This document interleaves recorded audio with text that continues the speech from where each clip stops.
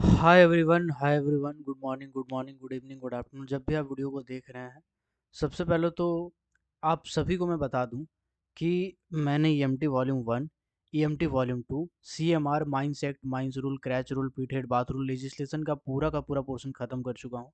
Volume 3 का chapter number 6 तक खत्म कर चुके हैं। कुछ और भी चैप्टर है, जैसे पंप है, हॉलेज वाइंडिंग वाला कुछ डिटेल में पढ़ने वाला चैप्टर है, तो शायद डिटेल वाला अभी मैं नहीं करा पाऊंगा, क्योंकि मैं रेगुलेशन ही कर रहा हूँ, तो उसमें ही आपका पर्याप्त पढ़ा दिया हूँ, बट कोशिश करूँगा अगर डाल पाऊँ तो। लेकिन पंप का, ओपन कास्ट का जो न्यूमेरिकल है, इसके बाद अंडरग्राउंड माइंस में बहुत सारा न्यूमेरिकल पूछा जाता है। ये सब का काफ़ी डिमांड भी है, लड़का लोग मैसेज भी कर रहे हैं पर्सनली, और ये इंपॉर्टेंट टॉपिक भी है। रिक्लेमेशन भी एक इंपॉर्टेंट टॉपिक था जो मैंने करवा दिया। तो अब हम लोग आते हैं डायरेक्ट ओपन कास्ट का न्यूमेरिकल के ऊपर। तो चलिए ओपन कास्ट का न्यूमेरिकल को हम लोग डिटेल में पढ़ते हैं, क्योंकि देखो, ओपन कास्ट का न्यूमेरिकल को अगर तुम सोचोगे कि यार थोड़ा सा होगा, एक आध गो होगा, ऐसा नहीं है। आज मैं आपको सारे फार्मूला को लिखा देता हूँ और क्वेश्चन भी प्रैक्टिस करवाने का कोशिश करूंगा। एक दो क्लास लगेगा, तो ये मैं कोशिश करूंगा पूरा करवाने का। ठीक है, चलिए। तो टॉपिक डालिएगा ओपन कास्ट न्यूमेरिकल्स। ठीक है। ओपन कास्ट में न्यूमेरिकल पढ़ने से पहले आपको ओपन कास्ट से रिलेटेड फार्मूले पढ़ने पड़ेंगे। ओपन कास्ट से रिलेटेड, ठीक है, आपको फार्मूले पढ़ने पड़ेंगे, फार्मूले। अब ये फार्मूले आप या तो पढ़ो, या तो समझो, या तो रटो, ये दिमाग में होना चाहिए किसी भी तरीके से। चाहे आप उसका कॉन्सेप्ट समझ लीजिए, चाहे आप इसको रट लीजिए, चाहे आप इसको समझ लीजिए। ठीक है, तो एक एक चीज को बहुत ही डिटेल में खोल खोल के समझाएंगे, ताकि अगर समझ में आ गया तो बहुत अच्छी बात है, नहीं समझ में आया तो फिर आपको उसको रटना पड़ेगा। ठीक है, चलिए। सबसे पहला न्यूमेरिकल पूछा जाता है पाउडर फैक्टर से। पाउडर फैक्टर तो हम लोग बचपन में पढ़े हैं, यानी डिप्लोमा जब कर रहे थे उस टाइम पढ़े थे कि पाउडर फैक्टर क्या होता है। तो पाउडर फैक्टर होता है 1 किलो बारूद में, 1 किलो बारूद में जितना माल टूटता है, जितना टन माल टूटता है, माल टूटता है, इसे हम लोग क्या कहते हैं? इसे हम लोग कहते हैं पाउडर फैक्टर। 1 किलो बारूद में जितना टन माल टूटता है उसको हम लोग क्या कहते हैं? Powder factor. ये तो हो गया आपका कुछ इस लेवल की बातें। अब ये जो पाउडर फैक्टर है, इस पाउडर फैक्टर को हम लोग और कोई तरीके से लिख सकते हैं क्या? जी बिल्कुल लिख सकते हैं सर। ऊपर में लिख देंगे प्रोडक्शन, यानी जितना टूटा उसको हम प्रोडक्शन ही तो कहेंगे, और नीचे लिख देंगे एक्सप्लोसिव यूज्ड, एक्सप्लोसिव यूज्ड। या इसको हम ऐसे लिख सकते हैं, प्रोडक्शन नहीं लिखना चाहेंगे कोई बात नहीं, हम ऊपर में लिखेंगे आउटपुट डिवाइडेड बाय एक्सप्लोसिव। जो आउटपुट है आपका, उसमें एक्सप्लोसिव जब आप एक यूज कर रहे हैं, निकालना चाहें तो आप ऐसे निकाल सकते हैं। तो ये एक सिंपल कॉन्सेप्ट है भाई कि पाउडर फैक्टर होता क्या है। अब इसी चीज को डिटेल में थोड़ा सा और खोलने का कोशिश हम करते हैं और समझाने का कोशिश करते हैं। इसको लिखते जाइएगा, समझते जाइए, लिखते जाइए, समझते जाइए, हाथ भी चलना चाहिए, दिमाग भी चलना चाहिए। ठीक है, चलिए आगे बढ़ते हैं। एक बार मैं देख लेता हूँ कहीं पोपट तो नहीं हो रहा, मैं रिकॉर्डिंग तो हो रहा भाई, रिकॉर्डिंग हो रहा है, साउंड आ रहा है। L O X mics AUX 0.0 decibel, 0.0 decibel, -15। Okay ठीक है, 300 मीटर मिली सेकेंड, और scenes display capture on. Okay चलिए, सब कुछ सही है, कोई दिक्कत नहीं है, कोई दिक्कत वाली बात नहीं है। चलिए, तो पाउडर फैक्टर के बारे में मैंने बताया कि भैया जितना एक आप बारूद इस्तेमाल कर रहे हैं, 1 किलो बारूद, जितना माल टूटेगा, जितना कोयला टूटेगा, मिनरल टूटेगा, उसको बोलते हैं पाउडर फैक्टर।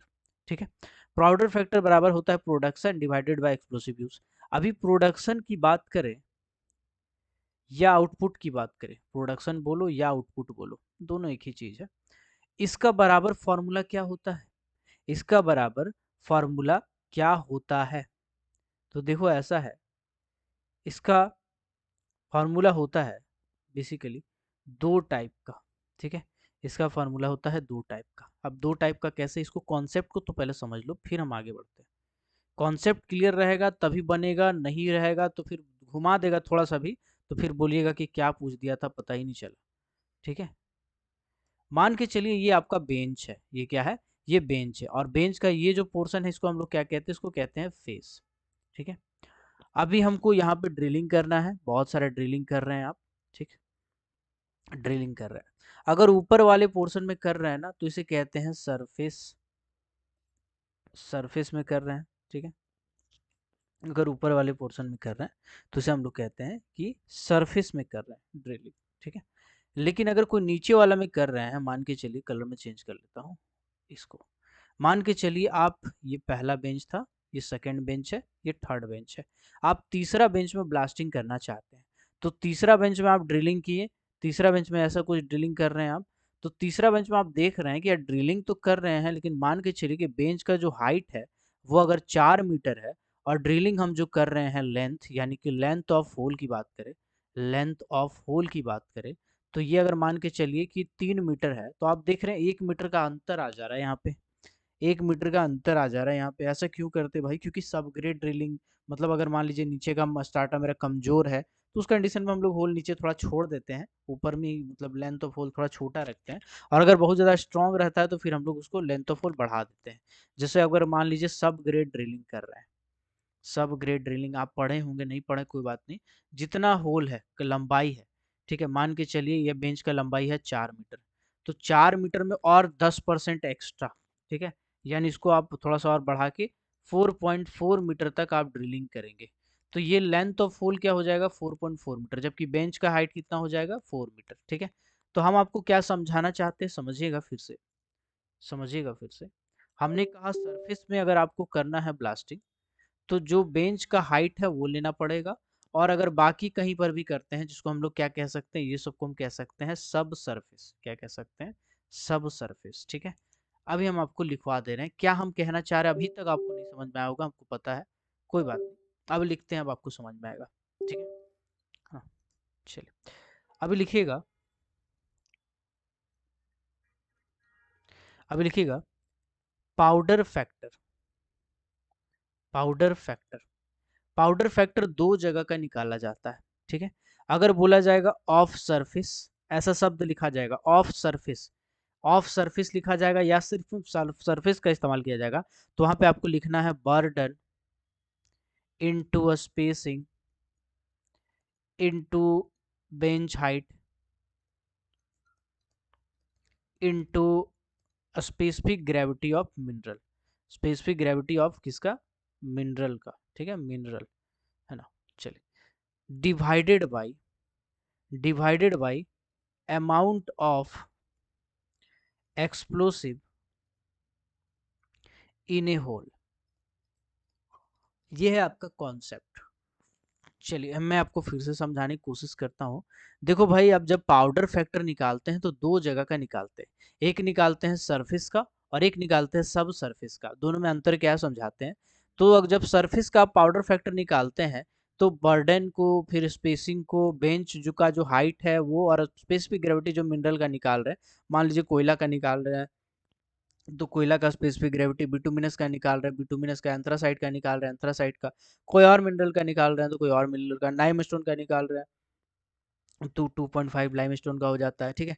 तो ऐसे करके आपको यहाँ पे स्पेसिफिक ग्रेविटी उस मिनरल का रखना पड़ेगा, और नीचे है amount of explosive in a hole, यानी कितना अमाउंट आप इस्तेमाल कर रहे हैं एक होल में बारूद, वो आपको नीचे लिखना पड़ेगा, ठीक है। ऐसे करके आप निकाल सकते हैं। अभी देखिएगा एक चीज मैं आपको समझाना चाहता हूँ, समझिएगा। पाउडर फैक्टर दो जगह का निकाला जाता है, ये तो हो गया केस वन। केस वन क्या था? आपने सरफेस का निकाला। केस टू क्या है? केस टू है जब आप सब सरफेस का निकालते हैं। तो जब आप सब सरफेस का निकालते हैं, सब सरफेस का निकालते हैं, तो इस कंडीशन में सब कुछ सेम रहेगा, बस एक चीज बदल जाएगा, बेंच हाइट। ये बेंच हाइट की जगह क्या हो जाता है? Length of the hole. कैसे लिखेंगे? चलिए मैं आपको दिखा देता हूं। आपको लिखना है बर्डन इनटू स्पेसिंग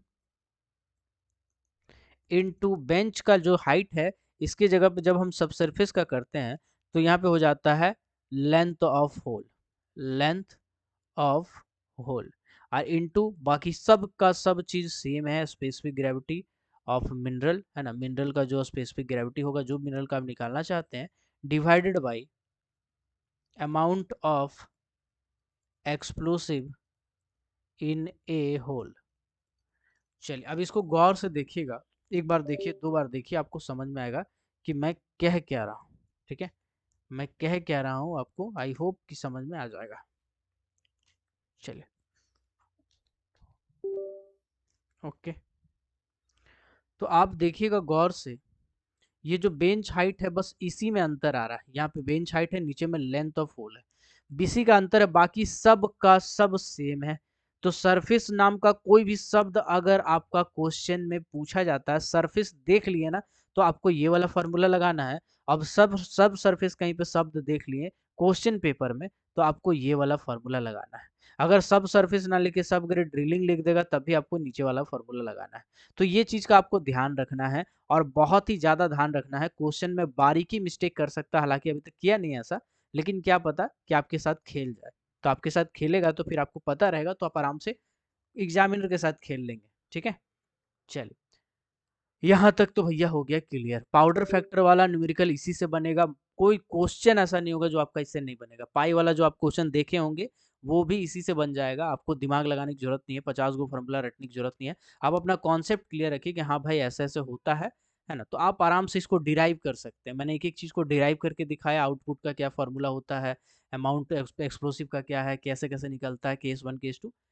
ये से आपका जितना भी न्यूमेरिकल है, कोई किताब उठा लो आपका बन जाएगा। गेट लेवल का भी न्यूमेरिकल इसी से बन जाएगा, आपको ज्यादा दिमाग लगाने की जरूरत नहीं है। ठीक है, चलिए आगे बढ़ते हैं। ओके, अभी आते हैं हम अगला टॉपिक पे। अगला जो क्वेश्चन है, अगला जो टॉपिक है वो है इम्पीडेंस। अब भैया इम्पीडेंस क्या होता है, हम आज आपको सब फार्मूला लिखवा दे रहे हैं और समझा भी दे रहे हैं, ताकि आप कल दिन कोई न्यूमेरिकल को अटेम्प्ट करें तो आपको पहले से पता रहे कि हाँ ये चीज का मतलब ये होता है, ऐसे ऐसे ऐसे। ठीक है, चलिए इम्पीडेंस का मतलब क्या होता है। देखो इम्पीडेंस बेसिकली जब कोई भी डेंसिटी को, कोई भी चीज का डेंसिटी को हम उसका वेलोसिटी से इनटू करते हैं। वेलोसिटी कुछ भी हो सकता है, वेलोसिटी ऑफ डेटोनेशन हो सकता है, सेस्मिक वेलोसिटी हो सकता है, ट्रांसमिट वेव वेलोसिटी होता है, फॉरवर्ड वेलोसिटी, बैकवर्ड वेलोसिटी, तो कुछ भी हो सकता है। जब वेलोसिटी और डेंसिटी इनटू होता है तो उसे हम क्या कहते हैं, इम्पीडेंस कहते हैं। ठीक है, इम्पीडेंस कहते हैं।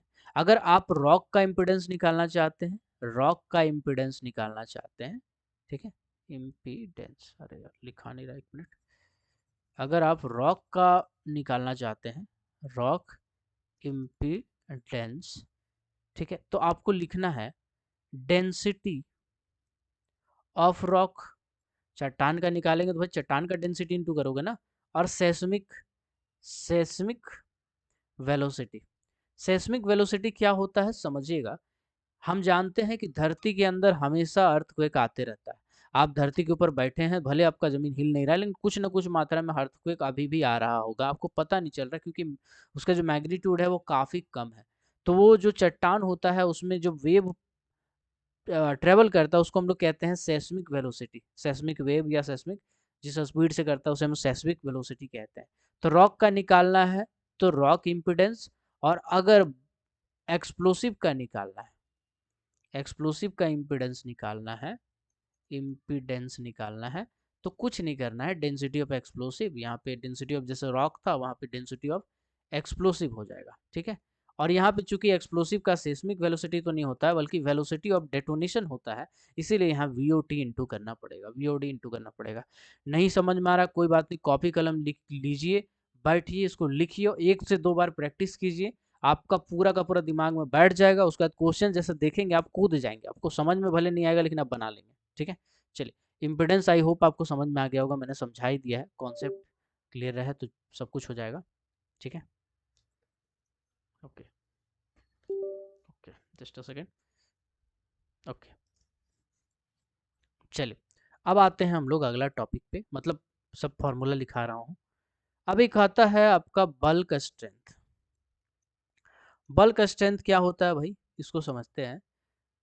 बल्क स्ट्रेंथ होता क्या है इसको हम लोग थोड़ा सा समझते हैं। ठीक है, तो बल्क स्ट्रेंथ बराबर होता है weight strength into specific, sorry specific gravity तो इसमें नहीं होगा, ये वाला नहीं होगा, स्पेसिफिक ग्रेविटी नहीं, इसमें डेंसिटी हो जाएगा, डेंसिटी। ठीक है, तो देखो यार डेंसिटी को जब आप इंटू कर रहे हैं वेलोसिटी से तो इम्पिडेंस कहला रहा है। इसी तरह से जब वेट स्ट्रेंथ होता है, जब हर बारूद का कुछ ना कुछ मात्रा में वेट स्ट्रेंथ होता है, जैसे अगर हम स्पेशल जेलेटिन की बात करें, स्पेशल जेलेटिन की बात करें जिसका सबसे ज़्यादा होता है, या ब्लास्टिंग जेलेटिन की बात करें जिसका सबसे ज़्यादा होता है, ये होता है 100। इसका कितना होता है वेट स्ट्रेंथ, 100 होता है। तो वेट स्ट्रेंथ कोई भी बारूद का अगर हम देखेंगे तो अलग अलग होता है हर बारूद का, तो हर बारूद का वेट स्ट्रेंथ होता है, तो वेट स्ट्रेंथ को जब उसका डेंसिटी से इंटू करेंगे तो मेरा बल्क स्ट्रेंथ निकल जाएगा। क्या निकलेगा, बल्क स्ट्रेंथ मतलब पूरा का पूरा जब बल्क में रहेगा तो उसका क्या प्रभाव पड़ेगा स्टार्टअप पे, ये हम बल्क स्ट्रेंथ से निकाल सकते हैं। उसका क्या मजबूती है, क्या क्षमता। स्ट्रेंथ का मतलब होता है क्षमता, जैसे हम बोलते हैं ना मेरे पास बहुत क्षमता है भाई, हम 10 किलोमीटर पैदल चल सकते हैं, हम तो 10 किलोमीटर दौड़ सकते हैं, मेरे पास बहुत ताकत है, क्षमता, स्ट्रेंथ है। तो ये इसका स्ट्रेंथ हो गया। बल्क स्ट्रेंथ का मतलब बारूद जब बल्क में इस्तेमाल किया जाता है तो उसे उसके जो क्षमता है, उसका जो ताकत है, उसे हम लोग बल्क स्ट्रेंथ कहते हैं। इसको निकालने का सिंपल सा फॉर्मूला है वेट स्ट्रेंथ इंटू डेंसिटी। ठीक है, चलिए अगला क्वेश्चन पे, अगला पॉइंट पे आते हैं। अगला जो आपका पॉइंट है वो है डीकपलिंग। डीकपलिंग, अब ये डीकपलिंग क्या होता है भाई समझते हैं। देखो यार, आप एक बेंच है, ठीक है, अब इस बेंच में चाहते हैं कि हम होल करके ब्लास्टिंग करें, तो आपने क्या किया, आपने होल किया, ठीक है। चलिए, अब होल किया, होल करने के बाद इस होल में एक रेडियस होगा। आप जो होल किए हैं होल का रेडियस होगा, तो उसको हम मान के चलते एच आर, होल का रेडियस है एच आर। अब इस होल का रेडियस में आप क्या करेंगे, एक्सप्लोसिव डालेंगे, तो एक्सप्लोसिव का भी कुछ रेडियस होगा। अगर आप होल का रेडियस में एक्सप्लोसिव डालेंगे तो एक्सप्लोसिव का कुछ रेडियस होगा, इसको मान के चलते हैं ई आर, एक्सप्लोसिव का रेडियस, ठीक है। तो देखो डीकपलिंग बेसिकली क्या है, डीकपलिंग एक रेशियो है, किसका रेशियो है भाई, रेशियो, एक्चुअली सॉरी, रेशियो किसका है, रेशियो लिखेंगे तो अरे यार किसका रेशियो, चलिए बताते हैं। रेशियो है basically radius of hole, radius of hole divided by radius of explosive, radius of explosive. तो ऑब्वियस सी बात है होल का रेडियस जो होगा वो ज़्यादा होगा, क्योंकि उसी में तो हमको एक्सप्लोसिव डालना है। तो एक्सप्लोसिव और होल के बीच में कुछ ना कुछ गैप होता है, तो इसीलिए हम लोग इसका रेडियस निकाल के डीकपलिंग निकाल सकते हैं। तो डीकपलिंग कुछ नहीं है, डीकपलिंग एक टर्म है जो, decoupling is defined as the ratio of hole to the ratio of explosive, ratio of hole to the ratio, radius of hole to the radius of explosive. चलिए यहाँ तक क्लियर हो गया, यहाँ तक क्लियर हो गया, आगे बढ़ते हैं, आगे बढ़ते हैं, ठीक है, ओके, आगे बढ़ते हैं। लिखते जाइएगा, लिखते जाइएगा, रुकना नहीं है मेरे भाई, रुकना नहीं और घबराना भी नहीं है यार। आप लोग मैसेज करते हैं कि सर पढ़ा नहीं रहे हैं, ऐसे वैसे, देखो तुम्हारा, हमको ज़्यादा चिंता है यार, ठीक है। अब आते हैं hole utilization factor, hole utilization factor. आज जितना भी न्यूमेरिकल होता है ना, सब लिखा दे रहे फॉर्मूला, कि जिंदगी में आपको किताब आपको पलट के देखना ना पड़े। चाहे आप राकेश कुमार साहू पढ़ें, रुपेश कुमार साहू पढ़े, चाहे आप ए के गोराई पढ़े, चाहे आप कोई भी किताब पढ़े, है ना, आप एमएमएलएस का किताब पढ़ लो, चाहे आप रंजन कुमार का किताब पढ़ो, चाहे आप कोई और भी किताब को प्रीफर करना चाहते हो तो कर सकते हो बेशक, लेकिन ये फॉर्मूला से आपका सारा क्वेश्चन सॉल्व हो जाएगा। अब आते हैं hole utilization factor. Hole utilization factor का मतलब होता है कि जो हम होल किए हैं, है ना, ओपन कास्ट माइंस चला रहे थे बेंच में, ये देखिए हमने होल किया, अब ये होल कितना यूटिलाइज हो रहा है भाई, है इस होल में कितना हम बारूद डाल पा रहे हैं, कितना ब्लास्ट हो रहा है ना, तो वो चीज़ हम देखते हैं, ठीक है। तो हम क्या देखते हैं, जो होल किए, होल करने के बाद कितना एडवांसमेंट हो रहा है, कितना एडवांस हो रहा है, मतलब कितना ज़्यादा आगे तक फूट रहा है, उसको हम लोग बोलेंगे पुल और एडवांस। और ड्रिल होल का लेंथ क्या है, इसी रेशियो को हम लोग कहते हैं होल यूटिलाइजेशन फैक्टर। ये क्या होता है, बेसिकली रेशियो होता है, किसका रेशियो होता है, पुल का या फिर एडवांस का, कितना आगे तक गया एक होल के चलते, कितना आगे तक का स्टार्टर टूट रहा है, उसे हम एडवांसिंग कहते हैं, डिवाइडेड बाय ड्रिल्ड होल का लेंथ, जो ड्रिल्ड होल का लेंथ है ये है। तो मतलब होल यूटिलाइजेशन फैक्टर क्या होता है, पुल और एडवांस ड्रिल्ड होल लेंथ। लिखते जाइएगा, लिखते जाइएगा, लिखते जाइएगा। चलिए आगे बढ़ते हैं, आगे बढ़ते हैं। अब आते हैं अगला। देखो अभी तुम देख रहे हो मेरा वाईफाई से कनेक्टेड नहीं है ना, यही मेरा एक प्रॉब्लम है। अभी क्या है कि मकान उकान थोड़ा सा शिफ्ट कर रहे हैं हम, तो जिसके चलते वाईफाई का भी इधर से उधर लफड़ा लग रहा है, तो इसीलिए हम वीडियो डाल नहीं पाए। लेकिन ऐसा नहीं कि वीडियो मैं डाल नहीं रहा हूँ, कोशिश करो मैं हर दिन डालूँ, है ना। और आपका कोशिश करूँगा मैं 72 आवर के अंदर जो भी पोर्शन है, बचा हुआ जो जो इम्पोर्टेंट टॉपिक है वो पूरा का पूरा ख़त्म हो जाए, है ना। चलिए, तो अभी लैपटॉप में रिकॉर्ड करते हैं और जाके नेट वाला वाईफाई वाला दुकान के पास बैठ के कनेक्ट करके साइबर कैफे में अपलोड करते हैं आपका, ठीक है।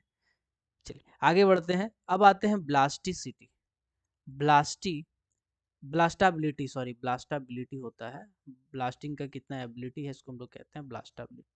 रुको यार, blastability, blast blastability, that is the ability of blasting is known as blastability. ठीक है, ये क्या होता है सर?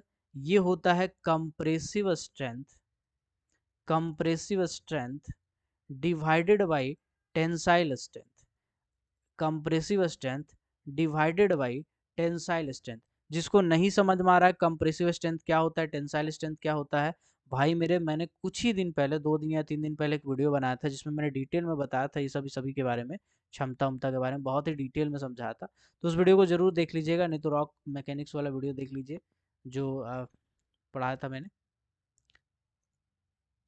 चलिए, यहाँ तक हो गया, लिखते जाइए, फॉर्मूला लिखते जाइए। अब अगला फॉर्मूला है break even stripping ratio, break even sorry point, break even point. ठीक है, तो ब्रेक इवन पॉइंट आप कैसे निकालते हैं? प्रोडक्शन बेसिस पे ही निकाला जाता है, प्रोडक्शन कितना हो रहा है नहीं हो रहा है उस पर निकाला जाता है। ये सब फर्स्ट क्लास का क्वेश्चन है, लेकिन मैं आपको लिखवा दे रहा हूँ ताकि अगर कभी क्वेश्चन पूछ भी दिया तो आपसे कभी गड़बड़ ना हो पाए। ठीक है, तो ब्रेक इवन पॉइंट बराबर होता है टोटल फिक्स्ड एक्सपेंसेस, मतलब टोटल आपने जितना फिक्स किया है जो खर्चा हो रहा है, divided by total sale value, कितना आपने माल बेचा, minus total variable cost, price में क्या अंतर आया। ये सब है मैनेजर लेवल का परीक्षा का, लेकिन हम फिर भी लिखवा दे रहे हैं, है ना, कि बुरा दिन आ गया तो भाई देख लो, यही होता है। तो टोटल सेल वैल्यू और total sale value plus total valuable cost. ठीक है, इसको हम लोग क्या बोलते हैं, इसको इस नीचे वालों को हम कंट्रीब्यूशन भी कह सकते हैं। तो इसको ऐसे लिख सकते हैं, टोटल फिक्स्ड वैल्यू से फिक्स एक्सपेंसेस होगा ना, टोटल फिक्स एक्सपेंसेस। नहीं समझ में आ रहा है, ये आपके लेवल का नहीं है, बस कॉपी में उतार लीजिए। Total fix expenses by contribution, contribution. ठीक है, ये हो जाएगा। ये फर्स्ट क्लास मैनेजर का क्वेश्चन है, बट कोई बात नहीं, फिर भी लिखते जाइएगा, हम लिखाते जा रहे हैं, आप लिखते जाइएगा। सवाल जवाब बाद में करेंगे, क्या इंपॉर्टेंट नहीं वो बाद में देखेंगे, फिलहाल लिखो। चलो, यहाँ तक आई होप आपका क्लियर हो गया होगा। अब हम लोग थोड़ा सा आगे बढ़ने की कोशिश करते हैं। चलिए, अगला है O M S of open cast mines, open cast mines. अगर आपसे पूछा जाएगा कि बताओ कोई माइंस का आउटपुट पर मैन पर शिफ्ट कितना है, जब उसमें प्रोडक्शन इतना हो रहा है, स्पेसिफिक ग्रेविटी मिनरल का इतना है, इतना ओबी निकल रहा है, मेन शिफ्ट इतना है, आदमी के बारे में कुछ देगा ही नहीं आपको, है ना। आदमी के बारे में कि भाई इसमें कितना आदमी काम कर रहा नहीं कर रहा, कुछ देगा नहीं। आपको खाली पूछ देगा बताओ प्रोडक्शन इतना, स्टिपिंग रेशियो इतना, ओबी रिमूवल इतना, बताओ कितना होगा। आप बोलेगा यार ऐसा कोई क्वेश्चन थोड़ी होता है, लेकिन होता है भाई, पढ़ोगे डिटेल में ना तब पता चलेगा, होता है भाई। फर्स्ट क्लास मैनेजर का किताब में दिया हुआ है, सेकंड मैनेजर एग्जाम वाला किताब में दिया हुआ है। अब आपका लेवल हो गया है, क्या करें, क्वेश्चन का तो बताना पड़ेगा। तो इसका हो जाएगा प्रोडक्टिविटी। इसको मैं एक काम करता हूँ, थोड़ा बड़ा फॉर्मूला है, इसको इधर से लिखता हूँ। ठीक है, चलिए पतला कर लेते हैं मार्कर को, 1 मिनट।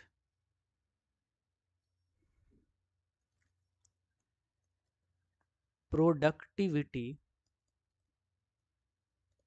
प्रोडक्टिविटी या प्रोडक्टिविटी नहीं लिखेंगे इसको, प्रोडक्शन ऑफ कोल लिखेंगे, ज़्यादा अच्छा रहेगा। ठीक है, चलिए इसको मैं production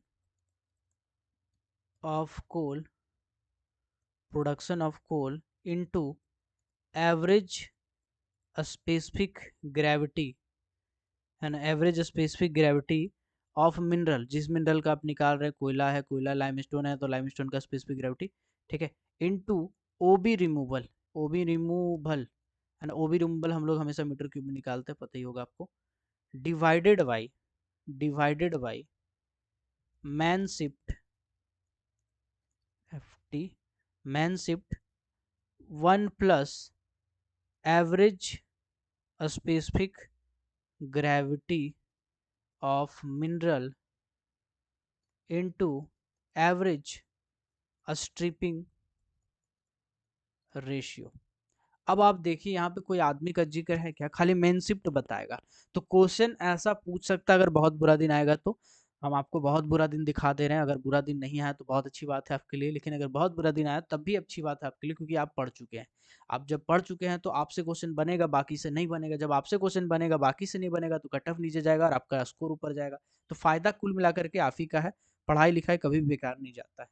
OMS of open cast mines बोला गया है production of coal into average specific gravity of mineral into OB removal metre cube में होगा।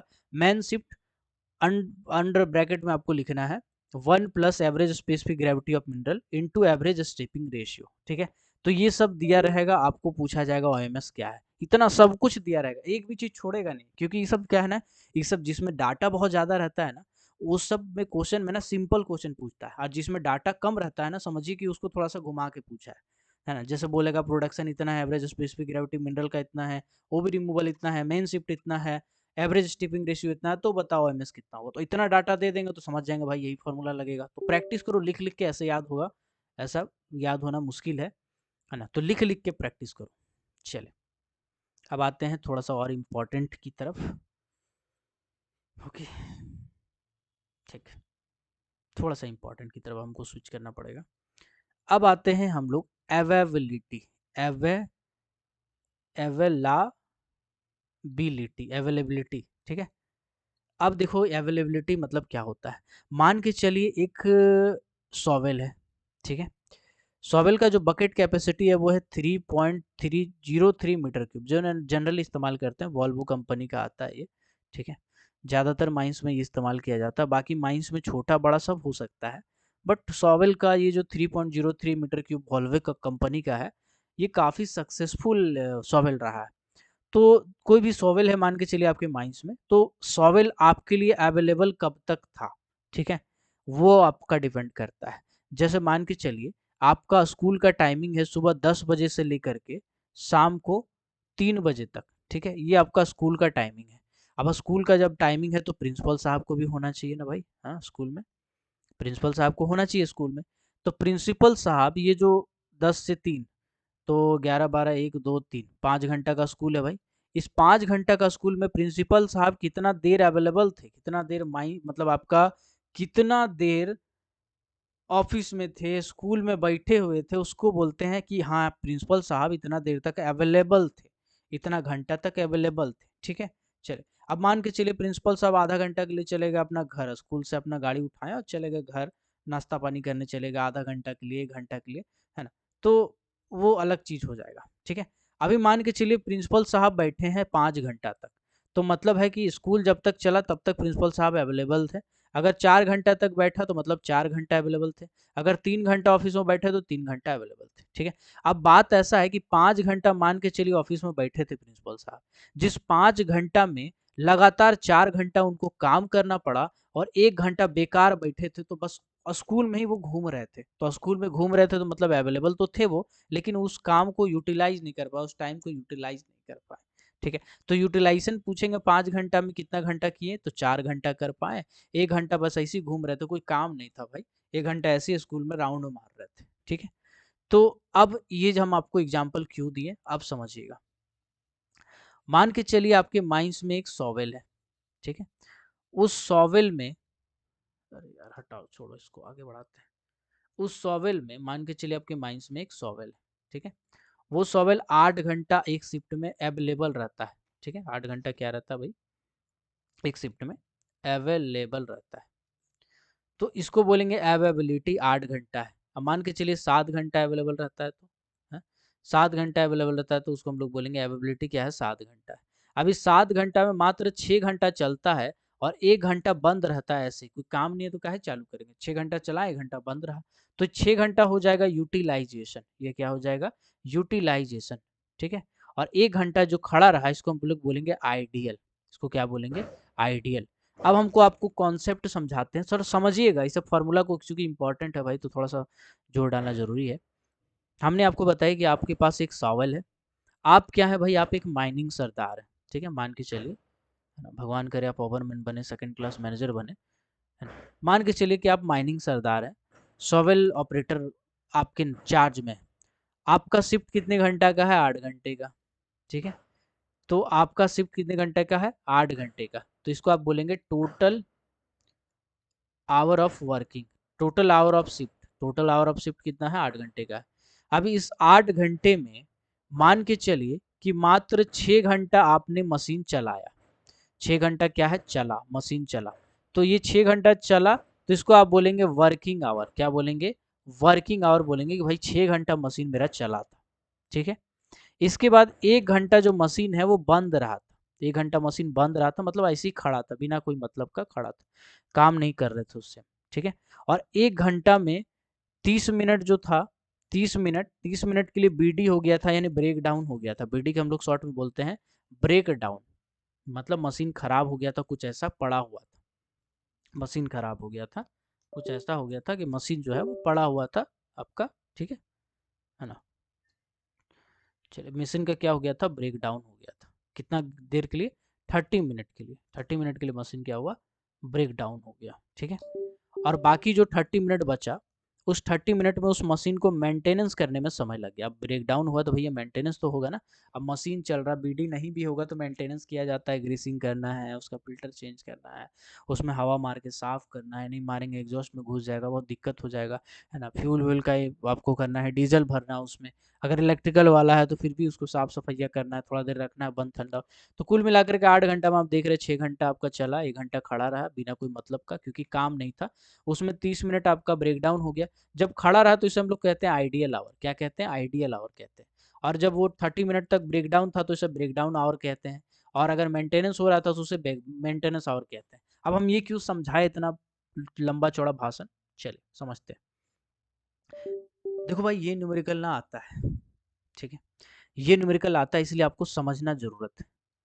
न्यूमेरिकल क्या है? न्यूमेरिकल है अवेलाबिलिटी। अवेलेबिलिटी बराबर होता है, अवेलेबिलिटी परसेंटेज, अवेलेबल कितना देर के लिए है वो परसेंटेज बराबर होता है वर्किंग आवर, कितना देर काम हुआ, प्लस आइडियल आवर, कितना देर खड़ा रहा, divided by total hour, total hour of shift, shift कितने घंटे का चला। ठीक है। क्वेश्चन देंगे अभी, क्वेश्चन देंगे अभी। अब इसको खोल के लिखिएगा ना, तो ऊपर में लिखिएगा वर्किंग आवर या worked hour plus ideal hour. अब जो टोटल वर्किंग आवर है, total hour of the shift है, टोटल आवर क्या होगा?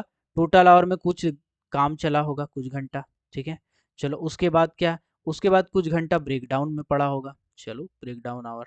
ठीक है। चलो उसके बाद क्या? उसके बाद कुछ घंटा आइडियल खड़ा होगा, बिना ब्रेकडाउन का ऐसे ही खड़ा होगा, आइडियल आवर।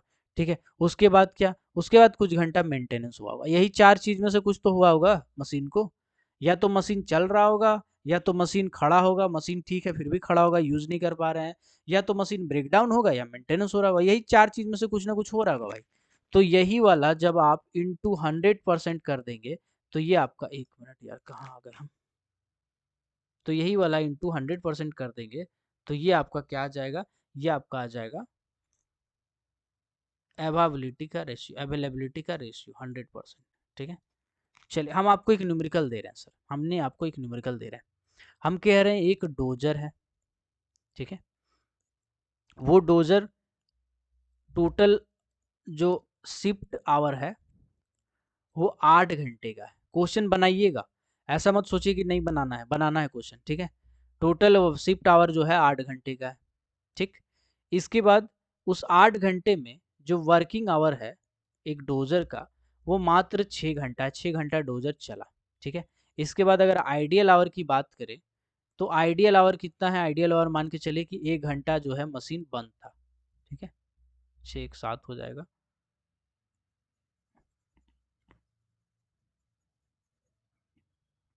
1 घंटा क्या था? मशीन बंद था। ठीक है। इसके बाद अगर हम बीडी की बात करें, बीडी आवर का यानी ब्रेक डाउन जो था वो 30 मिनट के लिए ब्रेक डाउन था, और यानी हाफ घंटा, आधा घंटा। और अगर बात करेंगे मेंटेनेंस आवर, तो ये भी आपका 30 मिनट था, यानी कि आधा घंटा। तो अब आपको बताना है कि इसका अवेलेबिलिटी परसेंटेज क्या होगा, अवेलेबिलिटी परसेंटेज क्या होगा। ठीक है, बताना आपको। चलिए बनाइएगा इसको, पॉज कीजिए वीडियो को और बनाइए। चलिए इसको प्ले करके हम दिखाते हैं। टोटल वर्किंग आवर 8 है, तो चलो 8 हम नीचे लिख देंगे डायरेक्ट, कोई दिमाग लगाने की ज़रूरत है नहीं, क्योंकि वो टोटल वर्किंग आवर 8 है। इसको इतना डिटेल में हमको लिखने का ज़रूरत नहीं है सेकंड वाला फार्मूला को, ठीक है। इसके बाद हम क्या करेंगे, इसके बाद ऊपर में लिखना शुरू करेंगे। क्या लिखेंगे भाई ऊपर में लिखेंगे कितना घंटा चला, ठीक है। ऊपर में क्या लिखेंगे, वर्किंग आवर यानी कितना घंटा चला, तो 6 घंटा चला, प्लस अब क्या बोला, आइडियल आवर क्या दिया है, 1 घंटा, तो 1 हम इतना लिखेंगे तो मेरा काफ़ी है भाई। इतना लिखेंगे तो मेरा आंसर क्या हो जाएगा, 6 एक 7 7/8 इंटू 100, यानी आप इसको जोड़िएगा तो 700/8%। आप इसको हिसाब कर लग लीजिएगा तो यही आंसर हो जाएगा। तो ये तो हो गया एक चीज़। दूसरा है कि क्या हम दूसरा तरीका से ये वाला फार्मूलाज बना सकते हैं क्या? हाँ, ये जो भी फार्मूला पढ़े इतना डिटेल में, क्या इससे बना सकते हैं? चलो ट्राई करके देख लेते हैं, सबसे पहले बोला वर्किंग आवर क्या है, 6 घंटे का, चलो 6 लिखे। फिर आइडियल आवर 1 घंटे का, ठीक है, डिवाइडेड बाई, अब बोला गया है कि वर्क आवर कितना है, 6 घंटे का, ठीक है, 6 प्लस, इसके बाद बोला गया है ब्रेक डाउन कितना है, 30 मिनट का, मैंने आधा। फिर क्या बोला गया है, फिर बोला गया आइडियल आवर आधा, मतलब ये 1 घंटे का, ठीक है। फिर क्या बोला गया, मेंटेनेंस आवर आधा घंटा का, ठीक है। अब इसको जोड़िए, आधा आधा इधर जुड़ जाएगा तो 1 हो जाएगा, ये एक एक 2 हो जाएगा, और ये 6, मतलब कि हो जाएगा यहाँ 7/8 इंटू 100%, यानी कुल मिला करके देखा जाए तो 700/8%, यही आंसर हो जाएगा। तो ये वाला क्वेश्चन बहुत इंपॉर्टेंट है आपके लिए, इसलिए इतना समय दिए हैं। फिर से हम एक बार फॉर्मूला को लिख दे रहे हैं भाई आपके लिए, है ना। फिर से एक बार हम फॉर्मूला को लिख दे रहे हैं आपके लिए। फार्मूला क्या है सर, फार्मूला है अवेलेबिलिटी, ठीक है, अवेलेबिलिटी, ओके, अवेलेबिलिटी, ठीक है। चलो स्पेलिंग पे मत जाओ, जज्बात समझो और उच्चारण पे भी मत जाओ यार। अवेलेबिलिटी का परसेंटेज होता है worked hour plus ideal hour divided by worked hour plus breakdown hour plus ideal hour plus maintenance hour. बस ये हो गया आपका अवेलेबिलिटी का परसेंटेज। अब अगला है यूटिलाइजेशन परसेंटेज। यूटिलाइजेशन परसेंटेज क्या होता है, कितना देर तक आप यूटिलाइज किए। तो जो खड़ा था तब तो आप यूटिलाइज नहीं किए ना सर, आप जब तक गाड़ी चला तभी तो बोलेंगे यूटिलाइज। अब प्रिंसिपल साहब ऑफिस में बैठ के काम कर रहे थे तब आप कहेंगे हाँ प्रिंसिपल साहब को यूटिलाइज किए। अब प्रिंसिपल साहब खाली थे, घूम रहे थे ऐसे ही, स्कूल के ही अंदर में घूम रहे थे, तो उसे हम यूटिलाइजेशन थोड़ी कहेंगे। बिल्कुल ऐसे ही सोवेल डोजर जब तक चला तब तक यूटिलाइज हुआ, जब खड़ा था तो यूटिलाइज हुआ नहीं। तो इसमें आइडियल आवर हम नहीं लिखते हैं, सिर्फ लिखते हैं ऊपर में working hour divided by total hour, total shift hour, total shift hour. अब ये टोटल शिफ्ट आवर को आप चाहे तो तोड़ के लिख सकते हैं, तोड़ के लिखेंगे तो भाई वही हो जाएगा। आप लिखो ऊपर में worked hour divided by worked hour plus BD hour plus ideal hour plus maintenance hour, है ना, इनटू 100%, यहाँ पर इनटू 100% था। ऐसे करके आप लिख देंगे तो यही आपका आंसर हो जाएगा, ऐसे ही करके आप निकाल सकते हैं। तो अभी तक आपको समझ में आ गया होगा, अभी तक जो पढ़ाए हैं। चलिए आगे बढ़ते हैं, है ना। बहुत थके हुए हैं यार, मॉर्निंग शिफ्ट करके आए हैं और दिन भर इधर उधर दौड़े हैं वाईफाई के चक्कर में, बट अभी तक हुआ नहीं है सेटल। सेटल हो गया है, मतलब वाईफाई लग गया है, और थोड़ा सा उसमें कनेक्शन आने में 24 घंटे का समय लगता है। तो कोई बात नहीं, मैं पढ़ाना तो चाहता हूँ और मैं पढ़ाऊँगा, ऐसा नहीं है। मेरा बहानाबाजी अलग बात है कि चलो आपको लग रहा हो बहाना। 72 आवर के अंदर मैं कोशिश करूँगा जो जो इम्पोर्टेंट पोर्शन उसको कवर कर दूँ। बस 72 घंटा दे दीजिए मुझे, और कुछ नहीं चाहिए। चलिए, okay, just a second, okay okay okay okay, just a second, just a second. चलिए अब अगला पॉइंट पे आते हैं। सब फार्मूला सब समझा समझा के लिखा रहे हैं, इतना इतना एग्जाम्पल दे के लिखा रहे हैं ताकि आपको दिक्कत ना हो भाई। बस अब देखो भाई, दो का ना प्रोडक्शन पूछ सकता है, ये सब गेट का क्वेश्चन है, लेकिन रट लो ना, अच्छा है ना, पूछ देगा तो मजा आ जाएगा। ड्रैग लाइन, अगर पूछेगा ड्रैग लाइन का प्रोडक्शन कैसे निकालेंगे, ड्रैग लाइन का प्रोडक्शन कैसे निकालेंगे, और एक बकेट व्हील एक्सकवेटर का प्रोडक्शन कैसे निकालेंगे। ये जो दो चीज का प्रोडक्शन है ना, वो आपको बहुत जरूरी है जानना। इसको समझना बहुत ज़रूरी है। तो सबसे पहले तो ड्रैगलाइन का प्रोडक्शन, ठीक है। तो ड्रैगलाइन का प्रोडक्शन हम लोग निकालते हैं एनुअली, एनुअल प्रोडक्टिविटी, क्योंकि बहुत बड़ा मशीन है सर, है ना। और ड्रैगलाइन का हम लोग मीटर क्यूब में निकालते हैं, क्योंकि मटेरियल हैंडल करने के लिए इस्तेमाल करते हैं। अगर कोयला भी उठा रहा है तो ब्लास्टेड कोयला उठा रहे हैं, ना कि पूरा पूरी साबुत कोयला उठा रहा है, ठीक है। तो इसका इक्वल टू हो जाएगा, मतलब एनुअल प्रोडक्टिविटी इक्वल टू हो जाएगा, सबसे पहले लिखते जाइएगा bucket capacity into swell factor. क्या होता है स्वेल फैक्टर, मैं समझाता हूँ थोड़ा देर में। इनटू बकेट फिल फैक्टर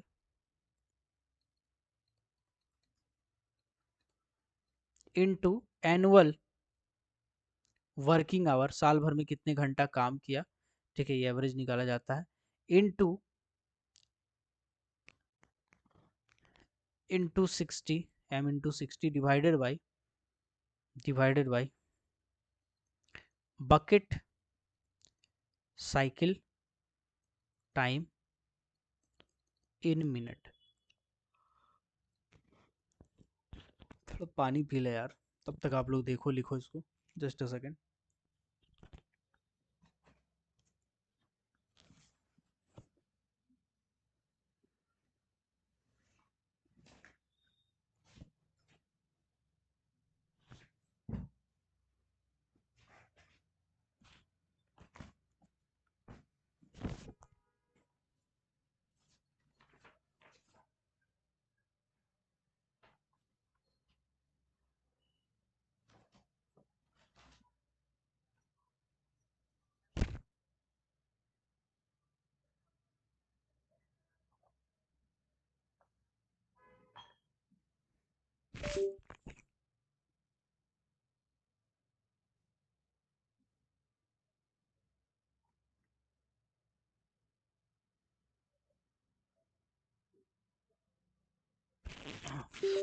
माफ़ कीजिएगा, थोड़ा प्यास व्यास लग गया था, थोड़ा सा इंसानी शरीर है, थोड़ा थक गया है, बट कोई बात नहीं।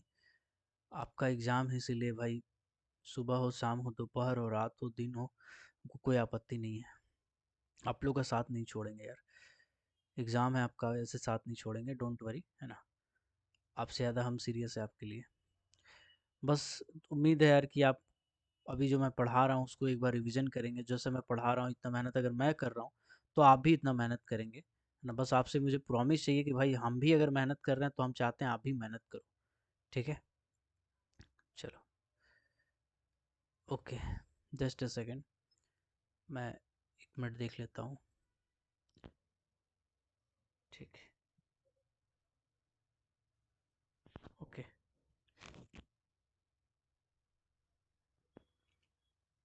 ठीक है।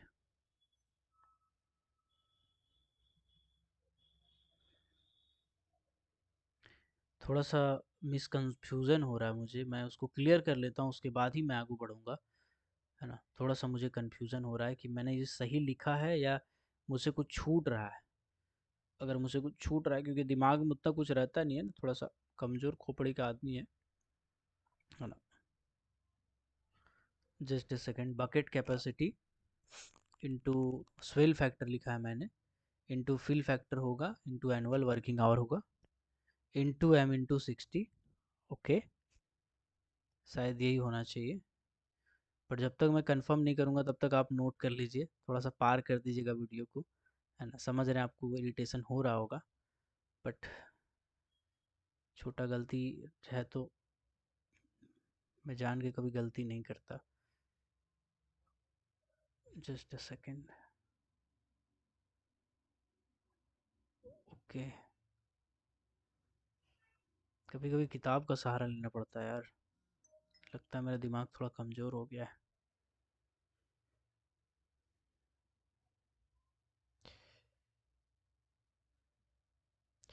सॉरी फॉर डिस्टर्बेंस, हमको पता है आप इरिटेट हो रहे होंगे, बट थोड़ा सा वेट कर लीजिए, मैं कंफर्म हो जाऊँ पहले फिर मैं आपको बताऊंगा।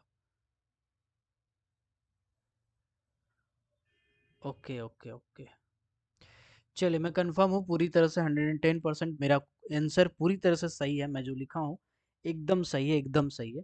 मैं थोड़ा सा कंफ्यूज हो गया था भाई थोड़ा सा कंफ्यूज हो गया तो मेरे से कुछ गलत तो नहीं लिखा गया, बिल्कुल सही है। तो देखिए, प्रोडक्टिविटी अगर आप निकालना चाहते हैं, एनुअल प्रोडक्टिविटी कोई ड्रैग लाइन का, तो ड्रैग लाइन का प्रोडक्शन साल भर का निकाला जाता है एक बार में, एक महीना एक दिन का फिर आप डिवाइड करके निकाल सकते हैं, लेकिन आपका एनुअल प्रोडक्टिविटी निकाला जाता है। Bucket capacity into swell factor into bucket factor into annual working into M into 60, ठीक है, divided by bucket cycle time. Bucket cycle time minute में लिया जाता है, सेकंड में नहीं लिया जाता, क्योंकि ये मिनट का समय लेता है इसीलिए। तो ये एक ड्रैगलाइन का है जो पूछता है भाई, ड्रैगलाइन का है जो पूछता है, और एक दूसरा है जो पूछता है वो है आपका बकेट व्हील एक्सकवेटर का। तो आप, चलो यार, ठीक है, अब आप क्या करेंगे, ठीक है, जस्ट अ सेकेंड, अब आप प्रोडक्टिविटी लिखेंगे बकेट व्हील एक्सकवेटर का, ठीक है। बकेट व्हील एक्सकवेटर का क्या फॉर्मूला है वो देखिएगा, इसमें आपको लिखना है 60 इंटू व्हील आरपीएम, व्हील कितना स्पीड से घूम रहा है उसका स्पीड, एक रिवोल्यूशन मतलब कितना रिवोल्यूशन कर रहा है एक मिनट में, ठीक है। इसके बाद है number of bucket, number of bucket into bucket capacity, bucket capacity. अब देखो बकेट व्हील एक्सकवेटर का ना जनरली पूछता है, ठीक है, बकेट कैपेसिटी मीटर क्यूब में होता है। बकेट मतलब जनरली क्या होता है, बकेट व्हील एक्सकवेटर का पूछता है, ऐसा कि क्यों भाई, क्योंकि इसमें कम डाटा का जरूरत पड़ता है, जिसमें कम डाटा का जरूरत पड़ता है वो सब क्वेश्चन ज़्यादा बन सकता है। जैसे देखिए व्हील आरपीएम, कभी बोलेगा कि मान के चलिए एक बकेट व्हील एक्सकवेटर है, ठीक है, साइक्लिक नॉन साइक्लिक करके सब बता देगा। तो वो जो बकेट व्हील एक्सकवेटर है उसका आरपीएम है 4000 आरपीएम, ठीक है। और नंबर ऑफ बकेट के बारे में बता देगा कि जो नंबर ऑफ बकेट है वो 2 है, नहीं ये 4000 आरपीएम मैंने कैसे लिख दिया, सॉरी, इसको 4000 नहीं, मतलब एक समझाने के लिए मैं बता रहा हूँ, है ना, और एकदम ऑथेंटिकेशन पे मत जाइएगा कि ऐसे कैसे हो गया सर, आप ऐसे कैसे दिखा दिए। चलो मैं इसको कम ही कर देता हूँ, है ना, मान के चलिए मैं इसको कर दे रहा हूँ 20 रिवॉल्यूशन पर मिनट, ठीक है, 20 हो जाएगा मान के चलिए आप ये।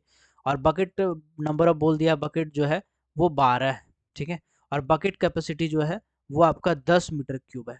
तो अब आपको बताना होगा कि क्या होगा, ठीक है, ऐसे मान के चलिए ये दे दिया, ये दे दिया, ये दे दिया, ठीक है, बकेट कैपेसिटी दे दिया, सॉरी ये दे दिया। तो आपको 60 से बस इंटू करना है, तो यहाँ लिखते हैं 60 इंटू 20 इंटू 12 इंटू 10, ठीक है, ऐसे करके आप इसको इंटू करके यहाँ से निकाल लेते कि हाँ भाई जो मेरा प्रोडक्टिविटी है वो कुछ इस तरह का है, ठीक है, ओके। चले आगे बढ़ते हैं, प्रोडक्टिविटी भाई दोनों का फॉर्मूला लिख लो, लिख लो अच्छे से लिख लो, आगे बढ़ते हैं। चलिए, तो भैया हमारा जो ओपन कास्ट है उसका बहुत कठिन कठिन फार्मूला थोड़ा सा दिमाग से अब आउट होता है, अब थोड़ा आसान आसान फार्मूला बचा है, अब ज़्यादा नहीं है, बहुत आसान आसान चीज़ बचा है ना। आज मैं पूरा फार्मूला करवा दे रहा हूँ समझा समझा के, कल मैं सिर्फ न्यूमेरिकल करवाऊंगा, ठीक है, क्योंकि ये अगर आप समझ गए, क्योंकि फार्मूला सिर्फ रटने से नहीं होता है, कॉन्सेप्ट भी आपको पता हो तो ज़्यादा अच्छी बात है। कॉन्सेप्ट पता होने से क्या होता है ना कि आप ज़्यादा लिख पाते हैं, ठीक है, रटा रटा है बुद्धि क्या हो तो खोपड़ी से उतर जाता है, मेरा तो उतर जाता है, आपका पता नहीं। चलिए, अब एक आता है डेथ रेट, जो मैं ऑलरेडी आपको पढ़ा चुका हूँ, कहाँ पढ़ाया हूँ, जनरल सेफ्टी जब पढ़ाया था तब, ठीक है, याद कीजिए कोई बात नहीं। डेथ रेट अगर हम एम्प्लॉयमेंट बेसिस पे निकालेंगे, एम्प्लॉयमेंट बेसिस पे निकालेंगे, तो हम 1000 आदमी पे निकालते हैं, कितना आदमी पे निकालते हैं, 1000 आदमी पर निकालते हैं, ठीक है। तो ये क्या होता है, डेथ रेट अगर निकालना है तो एम्प्लॉयमेंट बेसिस पे अगर हम निकाल रहे हैं तो ये हो जाएगा number of person, number of person killed, कोई एक्सीडेंट में कितना पर्सन मारा गया, divided by average daily employment, daily कितना आदमी आ रहा है माइंस में, डिवाइडेड बाई 1000, ठीक है। जैसे एग्जाम्पल दे रहे हैं, एग्जाम्पल दे रहे हैं, मान के चलिए आपसे कहा जाएगा कि किसी माइंस में 10 लोगों की मृत्यु हो जाती है, 10 लोगों की क्या हो जाती है, मृत्यु हो जाती है, ठीक है, और बोला गया है कि उस माइंस का डेली एवरेज डेली एम्प्लॉयमेंट जो है वो आपका 1000 है। तो अब आपको बताना है कि उस माइंस में जो डेथ रेट होगा वो क्या होगा। बस आपको पुट करना है, नंबर ऑफ पर्सन किल्ड बोला गया है 10, तो यहाँ लिखेंगे 10, एवरेज डेली एम्प्लॉयमेंट बोला गया 1000 तो लिखेंगे 1000, डिवाइडेड बाई 1000 होता है फॉर्मूला, ठीक है। तो आप इसको डिवाइडेड बाय 1000 लिखेंगे, 1000 से 1000 कैंसिल यानी कि 10, तो ये हो जाएगा आपका डेथ रेट। डेथ रेट कितना हो जाएगा? 10 हो जाएगा। ये एक एग्जाम्पल है, ये क्या है भाई? ये एक एग्जाम्पल है, ठीक है। तो इसी तरह से जो डेथ रेट होता है वो एक तो हो गया एम्प्लॉयमेंट बेसिस, और एक आपका निकाला जाता है प्रोडक्शन बेसिस पे। एक किस पे निकाला जाता है? प्रोडक्शन बेसिस पे निकाला जाता है, ठीक है। प्रोडक्शन बेसिस पे क्या होता है? ये तो और सिंपल है, number of person killed divided by coal production, ठीक है, इन मिलियन टन में निकाला जाता है। जैसे मान के दे दिया है कि बताओ कोल प्रोडक्शन जो मिलियन टन में है, मान के चलिए बोल दिया 10 मिलियन टन है, ठीक है, और नंबर ऑफ पर्सन जो किल्ड है, ठीक है, वो आपका मान के चलिए कि 5 बता दिया।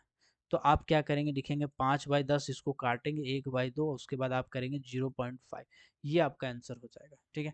तो ये आप कैसे निकाले सर? ऐसे निकाले। तो ये सब कॉन्सेप्ट आपको पता रहेगा तो बहुत अच्छी बात है, ठीक है। चलिए कोई बात नहीं, कट जा रहा है। प्रोडक्शन बेसिस पे भी निकाल सकते हैं और एम्प्लॉयमेंट बेसिस पे निकाल सकते हैं डेथ रेट। इसी तरह से जो सीरियस इंजुरी रेट है, सीरियस इंजुरी रेट, ये भी आप दोनों बेसिस पे निकाल सकते हैं। पहला वाला अगर हम बात करेंगे तो निकालेंगे हम एम्प्लॉयमेंट बेसिस पे, एम्प्लॉयमेंट बेसिस। ये कितना आदमी पे निकलता है? वैसी बात है 1000 आदमी पर, जो वहाँ पे था वो यहाँ पर भी है, सेम कंडीशन, सेम चीज़ है, खाली वो यहाँ पे लिखेंगे number of seriously injured person divided by चूंकि आप निकाल रहे हैं एम्प्लॉयमेंट पे, तो यहाँ भी हो जाएगा average daily employment divided by 1000। मतलब पूरा का पूरा फार्मूला सेम है, मैं दिखा देता हूँ आपको। पूरा का पूरा फार्मूला सेम है। देखिए यहाँ पे number of person killed by average daily employment divided by 1000 है, या number of seriously injured by average daily employment divided by 1000 है। तो खाली एवरेज ऊपर में जो किल्ड था यहाँ पे सीरियसली इंजर्ड हो जाता है। इसी तरह से अगर हम कोल प्रोडक्शन बेसिस पे बात करें, अगर हम प्रोडक्शन बेसिस पे बात करें तो पूरा का पूरा सेम रहेगा भाई। ऊपर का लाइन पूरा का पूरा उतर जाएगा, number of person seriously injured divided by बाकी ये पूरा यहाँ पे। अच्छा ये तो कोल प्रोडक्शन वाला है ना, तो coal production in million tonne, बस यही फॉर्मूला होता है। मैंने पहले जनरल सेफ्टी पढ़ाया तो उसमें भी बताया था, यहाँ भी मैंने बता दिया, ठीक है। चलिए अब आगे बढ़ते हैं भाई, अब आगे बढ़ते हैं। अभी एक टाइम होता है total add on time, total add on time. जब मैं न्यूमेरिकल कराऊंगा तो इसको ज़्यादा अच्छे से क्लियर करा दूंगा।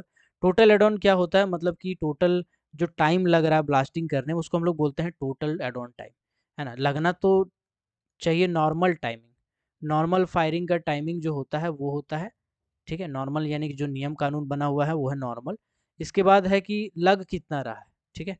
तो time set interval, time set interval क्या होता है ये भी बताता हूँ, into total number of delay, total number of delay. जैसे मैं समझाता हूँ, मान के चलिए आपको बोलेगा कि नॉर्मली जब ब्लास्टिंग होना चाहिए कुछ नियम का हिसाब से, तो normal firing time open cast में बोला गया है कि टाइम सेट इंटरवल अगर 25 मिली सेकेंड है, अगर बोला जाएगा 25 मिली सेकेंड है, ठीक है।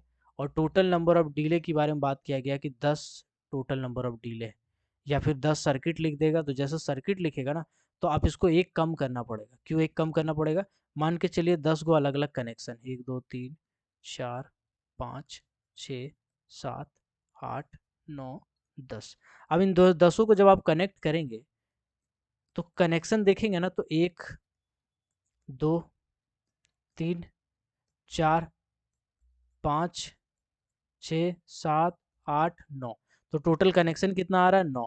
यानी 10 सर्किट में आपका 9 टोटल कनेक्शन आ रहा है। यानी टोटल नंबर ऑफ डिले कितना आएगा भाई? टोटल सेट इंटरवल कितना आएगा? ये 9 आ जाएगा, ठीक है। इसी तरह से टोटल नंबर ऑफ डिले जो दिया जाएगा, है ना, उसको कुछ ऐसे करके आपको निकालना पड़ेगा। मैं आपको न्यूमेरिकल समझाऊंगा, अभी फिलहाल के लिए आपको कुछ नहीं करना है, फिलहाल के लिए आपको फॉर्मूला लिख लेना है बस। चले आगे बढ़ते हैं भाई। चलो अब आते हैं match factor. Match factor, match factor क्या होता है? मैच फैक्टर बराबर होता है number of truck into loader cycle time divided by number of loader into truck cycle time. ठीक है, अब ये क्या सर, ट्रक में आपका कौन कौन सा आता है, जो भी माल ढोने के लिए इस्तेमाल होता है, माल ढोने के लिए यूज होता है, जैसे डंपर, जैसे हॉल पैक, जैसे बहुत बड़ा वाला डंपर है ना, डंपर, ये सब कुछ आपका आता है ट्रक में। अब लोडर क्या होता है, जो ट्रक में या डंपर में हॉलपैक में माल लोड करने का काम करता है, माल लोड करने का काम करता है, जैसे सॉवेल, जैसे ड्रैगलाइन, ठीक है, जिसको इस्तेमाल कर सकते हैं, जैसे पेलोडर। तो ये सब आपका इस कैटेगरी में आ जाएगा। आपको कुछ नहीं करना, number of truck, number of ये और साइकिल टाइम दिया रहेगा, उसको डाल देना है इसमें और हूबहू बनाना है, इसका आंसर आ जाएगा। ठीक है, चलिए यहाँ तक आई होप आपको समझ में आ गया होगा, यहाँ तक आई होप आपको समझ में आ गया होगा। ठीक है, चलिए ओके। देखो भाई, बहुत सारा मैंने फॉर्मूला लिखा है आपको, थोड़ा सा बस पेशेंस रख के ना लिख लेना यार। अगर मैं 10-10 12-12 बजे रात तक जाग जाग के पढ़ा हो तो आपका भी फर्ज बनता है कि आप भी पढ़ो यार। ओपन कास्ट का न्यूमेरिकल बहुत दिन से डिमांड आ रहा था भाई, और ये देखो, मैं मेरे को बोल रहे हैं कि सर पब्लिक कर देते हैं बहुत सारा वीडियो, पब्लिक करते हैं कुछ वीडियो, सब वीडियो मैं नहीं कर सकता हूँ, सब वीडियो मैं आपके लिए रखा हूँ, यूट्यूब का लिंक मैं जरूर देता हूँ, लेकिन वो प्राइवेट वीडियो रहता है, वो सिर्फ आप देख सकते हैं और क्लास के लड़के देख सकते हैं। ठीक है,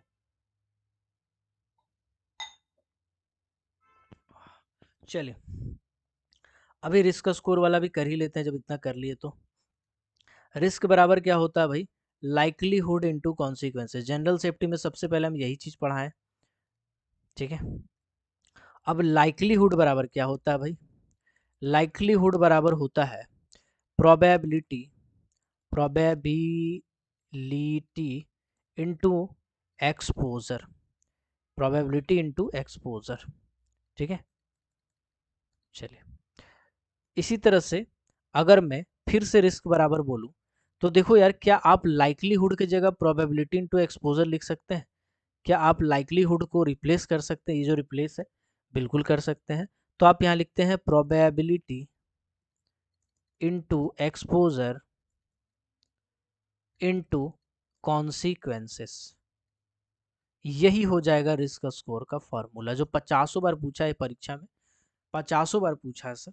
तो ये सब जितने भी फॉर्मूला मैंने आपको लिखाया, ओपन कास्ट का बहुत ही हाई लेवल, लो लेवल या जो भी लेवल कह लो, यही सब क्वेश्चन है जो गेट लेवल तक में पूछा जा सकता है।